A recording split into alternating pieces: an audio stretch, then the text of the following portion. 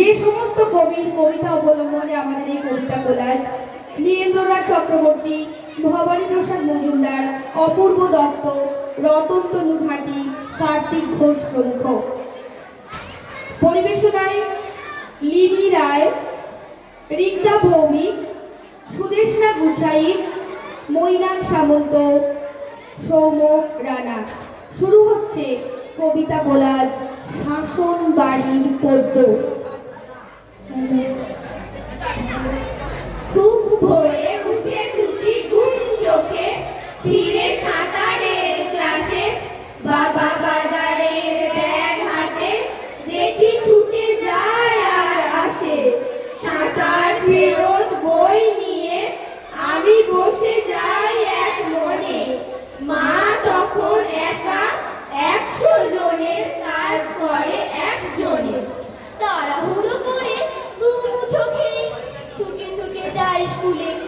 বাবা মা অফিসে, আমরা তখন কেউকে গিয়েছি ভুলে। স্কুল থেকে ফিরে গানের রেওয়াজ, নয়তো আঁকার ক্লাস। সময় পেলে না কোনটা কখন করে উঠি হাঁসফাঁস। বাড়ি ফিরে দেখি অঙ্কের স্যার বসে রয়েছেন যে। মা বাবার কাছে কথা বলবার একটুও সময় নেই। মা বললেন কান্তি মুলে, পাজি হত ছাড়া, লেখাপড়া শিখে তুলে কেবল আড্ডা মারা। নির্ঘাত তুই ফেল করবি, গোল্লা পাবি আরো, একই ক্লাসে থাকলে বুঝি বুদ্ধি করে কারো। কান ছাড়া মা, বলছি শোনো, এক্ষুনি সব ভুলে, পড়লে কিছুই রয় না মনে, মুখস্থ যাই ভুলে। তার চেয়ে না মনে রাখা, তাও না সহজ মন্ত্র, কিংবা মাথায় দাও বসিয়ে কম্পিউটার যন্ত্র। আমায় আপনি চেনেন? আমি অনুজ প্রতিম দাস। আসলে বয়স 5, কিন্তু স্কুলে 6 ক্লাস। আমার সবে 1, তবু বিশেষ সংখ্যা 4। সকাল সন্ধ্যে দুজন, সপ্তাহে 4 বার। পড়তে হয় 5টি বিষয়, 5 ঘন্টার বেশি। মা বলেছেন সাহেব হতে, বাবার শিক্ষা দেশি। পড়াশোনা ছাড়াও আমার অজস্র কাজ হাতে। হিসেব কষে দেখলে আমার ঘুম হয় না রাতে। মায়ের ইচ্ছে ক্রিকেট শিখে সচিব হয়ে উঠি, বাবার সাথ পূরণ করতে দাবায় কাটে ছুটি। কাকার ভীষণ ইচ্ছে আমি রবীন্দ্রনাথ হই, তার প্রতিজ্ঞা ভাইপোটাকে লিখতে শেখাবো। মায়ের সঙ্গে রবিবার ড্রয়িং শিখতে যাই, এসব সাদে বাদ সাধলে বেজায় সাজা পাই। সব কিছুতেই প্রথম হই, সবাই কিন্তু চান, শেখার ওজন বেড়ে আমার প্রাণ করে আনচান। শেখার চাপে হাঁপায় ছুটি, কোনখানে বিশ্রাম, বিশাল প্রতিযোগিতা, এর হচ্ছে পরিণাম। আমার মতো আরো অনেক অনুজ প্রতিম দাস নিজের জন্য পায় না কেন একটু অবকাশ। যদি একটি পাখি থাকতো 2টি ডানা, মেঘের দেশে হারিয়ে যেতাম করতো কে আর মানা। মেঘের দেশে মেঘ পরেরা দুলিয়ে পাখা দুটি, বলতো পাখি খেলবে এসো, আজ আমাদের ছুটি।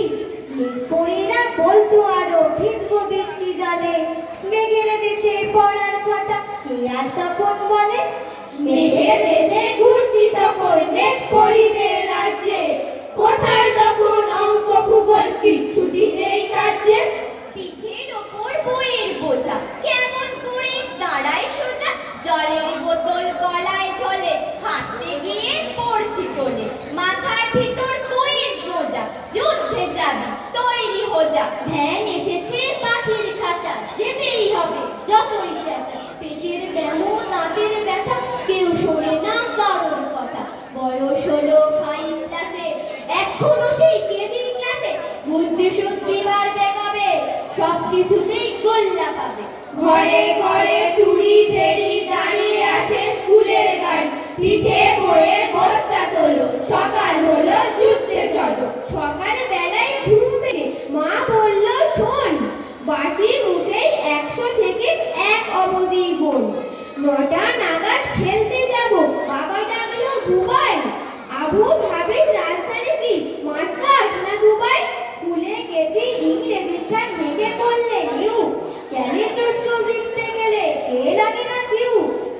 গেছি ছোটর আমার প্রথম বলে আউট।